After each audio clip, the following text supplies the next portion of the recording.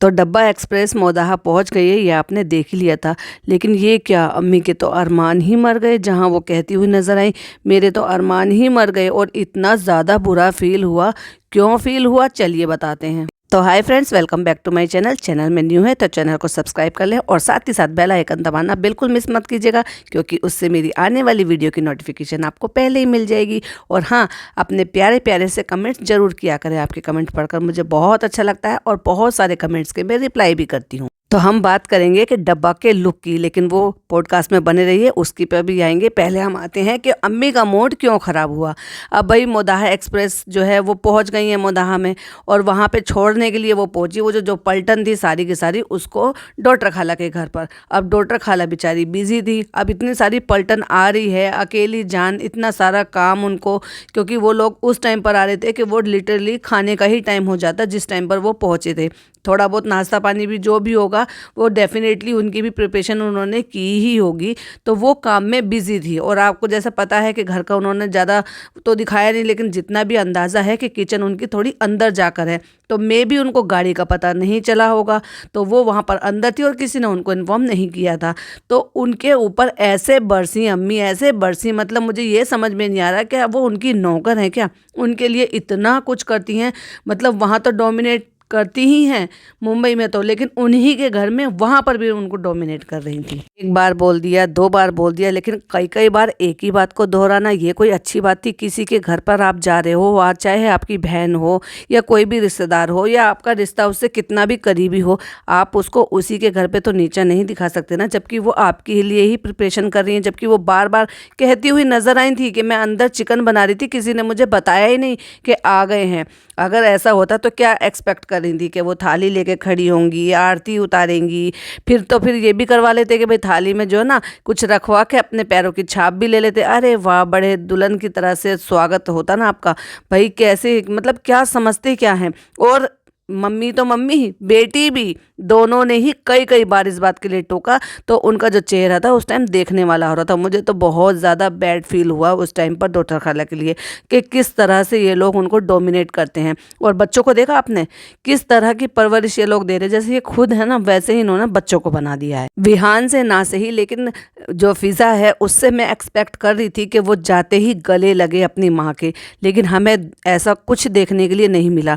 Teenager भी cross कर चुके हैं, अब तो 18+ हो गई है, तो उसके साथ अपनी माँ की बॉन्डिंग जो है वो दिखनी चाहिए थी या होनी चाहिए थी, लेकिन उसको 1% भी नहीं है। बल्कि ऐसा बिहेव कर रहे थे जैसे वो वहाँ उस घर में मेहमान हो। ठीक है भाई, मेहमान की तरह ही आए, क्योंकि यहाँ रहते नहीं हैं। बहुत सारे लोग मुझे कहने के लिए आ जाएंगे। और यही बात जो है वो जता भी रही थी डब्बा, वो बोल भी रही थी कि तुम्हारा ही घर है, मेहमान नवाजी निभाना। लेकिन दोनों बच्चों में से किसी ने भी एक बार भी अपनी माँ के गले नहीं लगाए या पास में नहीं गए, जो कि मैं एक्सपेक्ट कर रही थी। भाई मेरी बेटी तो या मेरा बेटा इतनी दूर से आता है तो डेफिनेटली मैं उसको गले भी लगाती हूँ, प्यार भी करती हूँ। बच्चे चाहे कितने भी बड़े हो जाए, पर माँ से तो वो छोटे ही रहते हैं ना, माँ के लिए तो वो बच्चे ही रहते हैं। तो सचमुच में मुझे बहुत ज़्यादा उनके लिए बैड फील हुआ, और उनके लिए ही वो खाना बना रही थी। चलो भाई, ये तो हो गई है पुरानी बात। अब चलिए आते हैं नई बात पर। तो डब्बा मैडम का व्लॉग तो अभी आया नहीं है कि क्या उन्होंने लुक क्रिएट किया है। मतलब वो जो इस तरह से जो भाभी को शेड करने के पूरे इंतजामात उन्होंने करा रखे थे, उस पर तो पानी फिर गया। क्यों पानी फिर गया? क्योंकि भाभी ने आने से मना कर दिया। और हो सकता है कहीं ना कहीं उनको इस बात का भी अंदाज़ा हो कि ये कीचड़ मुझ पर उछलने वाली है, क्योंकि जो हुआ था शादी में उसमें सारा ब्लेम ना चाहते हुए भी, जबकि उनकी गलती इतनी ज़्यादा नहीं भी थी। क्योंकि डेफिनेटली आप मुझसे अग्री करेंगे, कोई एक दुल्हन होती है तो क्या वो अपनी शादी की ड्रेस पहले ट्राई नहीं करती है? डेफिनेटली करती है, फिटिंग भी चेक करती है, जिससे कि शादी के टाइम पर दिक्कत ना आए। आप कितने भी अच्छे डिज़ाइनर से डिज़ाइन करा लें या फिर नॉर्मल टेलर से तैयार कराएं या फिर रेडीमेड लें, लेकिन आप उसको एक बार ट्राई ज़रूर करते हैं, जिससे कि एंड टाइम पर प्रॉब्लम क्रिएट ना हो। तो क्या ऐसा डब्बा मैडम ने नहीं किया होगा? डेफिनेटली किया होगा। हर चीज़ वो इनको वीडियो कॉल पर दिखा दिखा के, बता बता के सारी चीज़ें कर रही हैं। वो प्यारी गुड़िया कहते कहते उनका मुंह नहीं थकता। और जो भी आज ये जिस भी लेवल पे है ना, जो भी ये सो कॉल्ड फंक्शन कर रही हैं और अपने आप को बहुत बड़ा अपग्रेड और इतना बड़ा दिखाने की कोशिश कर रही हैं, बिकॉज ऑफ उनकी भाभी, उनकी वजह से ही आज ये स्टैंड करती है जहाँ पर भी ये स्टैंड करती है। बट ये कभी इस चीज़ के लिए उनका शुक्रिया अदा दिल से नहीं करती हैं, कभी भी इस चीज़ के लिए बार बार मेंशन नहीं करती हैं कि आज मैं जो भी हूँ, भाई का भी हाथ है लेकिन भाई से ज़्यादा भाभी का हाथ है, क्योंकि हर चीज़ में उन्होंने उनको सपोर्ट किया है, चाहे फिर वो फिजिकली हो, चाहे फिर वो मेंटली हो, फिर वो चाहे वो फाइनेंशियली हो। आज जिस जगह ये स्टैंड करती हैं ना, वहाँ उस जगह पे पूरा का पूरा हाथ जो है इनकी भाभी का है। लेकिन इस वाले जो फंक्शन में था, भाभी को बिल्कुल टोटल एक तरीके से बॉयकॉट किया हुआ था और ये जताने की कोशिश की थी कि मैं आपसे ज़्यादा बेहतर कर दिखा सकती हूँ, क्योंकि जिस चीज़ को, छोटी छोटी सी चीज़ को ये भाई भाभी से पूछ के करेंगे, भाई भाभी ने ऐसे किया। और इस पूरे फंक्शन की किसी भी तैयारी के लिए या कपड़े से किसी भी तरह से कहीं पर भी भाई भी की राय लेने के लिए कहीं पर भी दिखाई नहीं दी। तो इन सारी चीज़ की कहीं ना कहीं वो जो खलिश थी ना, वो जो है मैडम के चेहरे पर दिखाई दे रही थी, जो कि हमें महसूस हो भी रहा था कि ये किसी भी चीज़ में ना पूछ रही हैं, ना बता रही हैं, ना राय मशवरा ले रही हैं। और अब ये इतनी बड़ी, उनकी प्यारी गुड़िया अब इतनी बड़ी हो गई है कि अब उसे भाई भाभी की ज़रूरत नहीं है, अब वो सारे काम वो खुद कर सकती है। या तो वो ये जताने की कोशिश कर रही है कि जो शादी में कमी रह गई है मैं उसको पूरा कर सकती हूँ, क्योंकि कहीं ना कहीं हमने ये नोटिस किया था और आपने भी ये देखा था कि शादी के बाद इनमें आपस में कुछ कोल्ड वॉर सा चल रहा था, आपस में बातें भी नहीं थी और काफ़ी दिन तक तो ऐसा था कि एक दूसरे के व्लॉग में भी देखने के लिए नज़र नहीं आ रही थी। तो कहीं ना कहीं बहुत सारी चीज़ें ऐसे हैं जो कि हमें पता चली थी कि क्या कमी रह गई थी। पानी कम पड़ गया था, खाना कम पड़ गया था, एंड टाइम पर खाना बनवाया गया था, और जो खाना इन्होंने लखनऊ से बुक किया था वो सिर्फ कुछ लोगों के लिए था, चंद लोगों के लिए था।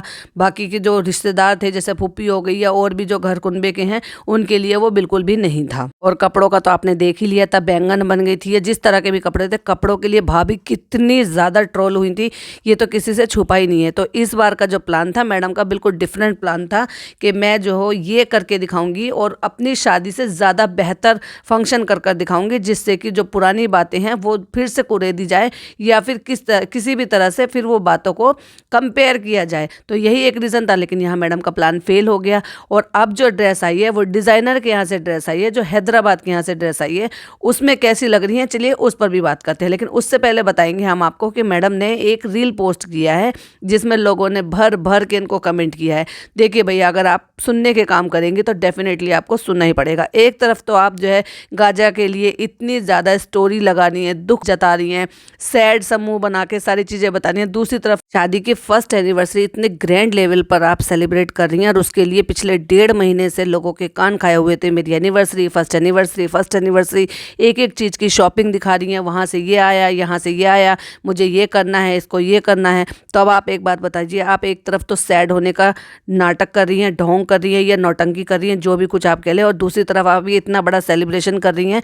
तो लोगों ने वहाँ पे इस तरह से कमेंट किए हैं कि जो पैसा आपने इसमें खर्च किया था ना, उसको सवाब के लिए आप दोनों को सवाब मिलती, ब्लेसिंग मिलती, किसी ज़रूरतमंद को दे देते वो, और इससे आपका दुख भी जाहिर होता। और जो लोग सब्सक्राइबर हैं आपके या नॉन सब्सक्राइबर जो भी आप व्लॉग्स देखते हैं, वो और भी ज़्यादा खुश हो जाते हैं, और आपका जो स्टेटस है वो एक लेवल और ऊपर चला जाता कि आपने अपने मुसलमान भाई बहन जो बच्चे हैं वो मर रहे हैं बिना वजह की भी, उनके लिए रियली आपके दिल से बहुत ज़्यादा जो है दुआएं निकल रही हैं, और उनके लिए ही आपने जो है अपना जो सेलिब्रेशन है, ग्रैंड लेवल वाला सेलिब्रेशन है, उसको थोड़ा सा सस्ता सा, हल्का सा, बिल्कुल नॉर्मलाइज करके आपने उसको मनाया। तो ये ना करके आपने उसको ग्रैंड लेवल पे किया। दूसरी तरफ आप ये कर रही हैं, फिर आप ये भी कहती हुई नज़र आ रही हैं कि लोग जो है, मैं ऐसी स्टोरी लगा रही हूँ, मैं उनके बारे में बात कर रही हूँ, तो लोग जो है मुझे उल्टा बोल रहे हैं। क्यों नहीं बोलेंगे भाई, जब आप ऐसे काम करेंगे तो जाकर अपना कमेंट बॉक्स चेक तो कीजिए, जो आपने रील डाली है वहाँ लोगों ने कैसे कैसे किए हैं। इवन आपके कपड़ों पे, आपके बिना वजह की जो खर्चा आपने इतना किया, जो ग्रैंड लेवल पे जो सेलिब्रेशन आप कर रहे हैं, उसके लिए भी लोगों ने भर भर के वहाँ पे आपको कमेंट किया है, आपको हिजाब के लिए इतनी सारी बातें सुनाई हैं। तो जो आप ये सब कुछ कर रही हैं, फिर दूसरी तरफ आप जो है इतना भोला सा फेस बना के जब ये बताती हैं कि मुझे उनके लिए बहुत ज़्यादा दुख है, तो ये दोनों बातें जो ना एक दूसरे से रिलेट बिल्कुल नहीं करती। तो अब आ जाते हैं इनकी एनिवर्सरी के फर्स्ट लुक पर, यानी कि कुछ पिक्चर्स जो हैं वो बाहर आई हैं किसी भी सोर्स से। तो उसमें जो है एक रेड, हॉट रेड कलर की, यानी कि मैं कहूँगी उसको टोमेटो रेड कलर की उन्होंने जो है ड्रेस पहनी हुई है, जिसमें लोग कह रहे हैं बिल्कुल भी अच्छी नहीं लग रही। एक तो इन्होंने जो है ना अपना वेट इतना ज़्यादा पुट ऑन कर लिया है कि वो जो ड्रेस है वो किसी भी तरह से कोई शेप नहीं आ रही है, और ये कह रहे हैं कि जो मेकअप पता नहीं क्या कर रखा है, बिल्कुल गोल्डन सा फेस लग रहा है। क्या क्या एक्स्ट्रा मेकअप हो गया, इसलिए ऐसा लग रहा है। मैं एक पिक्चर शेयर कर रही हूँ, प्लीज़ देखिएगा जरूर। तो ये देखिए रेड कलर की ड्रेस में जो बहुत ही ज़्यादा मेकअप में दिखाई दे रहा था, और ये वो पिक्चर है जिसमें बिल्कुल बिना शेप के अजीब से दिखाई दे रहा है। मेरे एक सब्सक्राइबर ने कमेंट किया, क्या ये प्रेग्नेंट हैं? तो मतलब वो आंकड़े लगा रहे हैं कि इस तरह से भी मतलब जो लुक है वो इस तरह से ही दिखाई दे रहा है, जो कि बहुत ही ज़्यादा अजीब लग रहा है। पहले जो शादी थी उसमें बैंगन बन गई थी, और इस वाली शादी में लोग कह रहे हैं टमाटर बन गए हैं, क्योंकि वो जो कलर है वो एग्जैक्टली टोमेटो कलर है। तो क्या ये कहते हैं कि सब्जियों से बहुत ज़्यादा प्यार है क्या? चलिए वो तो एक अलग बात है, मजाक वाली बात हो गई है। देखिए रेड कलर अच्छा लगता है, हमेशा ही अच्छा लगता है, और दुल्हन हो या फर्स्ट एनिवर्सरी हो उसमें आप रानी कलर बनाइए, रेड कलर बनाइए, हॉट रेड कलर बनाइए, मरून कलर बनाइए, ये सारे कलर ही अच्छे लगते हैं। और आपका कलर बहुत ज़्यादा फेयर है तो आप पे सारे कलर जचेंगे। लेकिन मैडम उसके साथ साथ बॉडी का भी तो ध्यान रखना चाहिए ना। आपको जो है जैसे एनिवर्सरी आ रही थी, 1.5 महीने से आप इस चीज़ के लिए तैयारी में लगी हुई थी। अगर थोड़ा सा अपनी फिजिक पे भी ध्यान दे लिया होता 2 महीने में, 3 महीने में, तो वो काफ़ी हद तक थोड़ा सा मेंटेन हो जाता। लेकिन आपको बाहर के खाने से फुर्सत नहीं है, आपको बाहर घूमने जाने की फुर्सत नहीं है, और रात को सोने का टाइम का नहीं पता, 12-12 बजे तक आप डिनर फिनिश करती हैं। तो ये जो आपने अपनी ज़िंदगी का जो बना लिया है ना, ये बिल्कुल किसी भी तरह से सामाजिक तौर पर तो अच्छा बिल्कुल नहीं है। टाइम से सोना, टाइम से उठना, तो ये सारी चीज़ें अगर टाइम पे होंगी तो सारी चीज़ें ही अच्छी होंगी। बाकी तो भाई इनका व्लॉग आएगा तब देखने वाली बात है कि ओवरऑल क्या है और लोग क्या कहते हैं। अभी जो कुछ पिक्चर्स आई हैं उसी के बिहाफ पे लोगों ने कमेंट किए हैं, और उसी पे ये हमारा रिएक्शन है। वीडियो पसंद आए तो लाइक शेयर कीजिएगा, चैनल पर पहली बार आए तो सब्सक्राइब जरूर कीजिएगा। मिलती हूँ एक और वीडियो के साथ। टिल देन बाय बाय, अल्लाह हाफिज़, टेक केयर।